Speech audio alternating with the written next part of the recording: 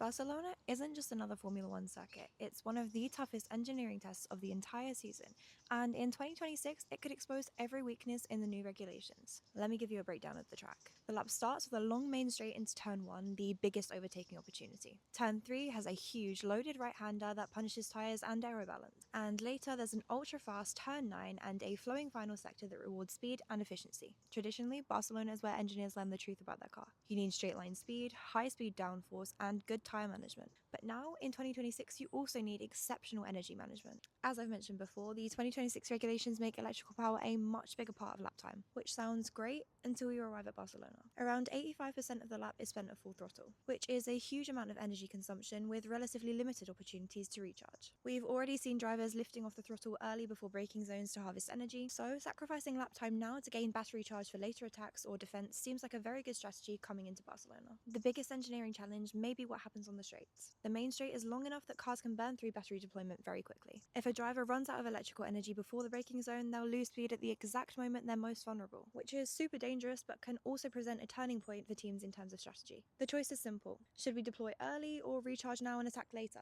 Every lap is essentially an energy management puzzle. Turn 3 could become one of the most important corners on the circuit. Stay flat and you maximize lap time. Lift slightly and you may recover valuable energy. Over a race distance, these tiny decisions can completely change battery state and overtaking opportunities. So the 2026 Barcelona Grand Prix could look very different from previous years. The fastest car won't necessarily be the one with the most downforce, but it could be the car that manages energy most efficiently while staying competitive through high-speed corners. So this is why at Barcelona the engineering battle might be just as important as the racing. Stay tuned for qualifying and join me throughout the week for all the coverage.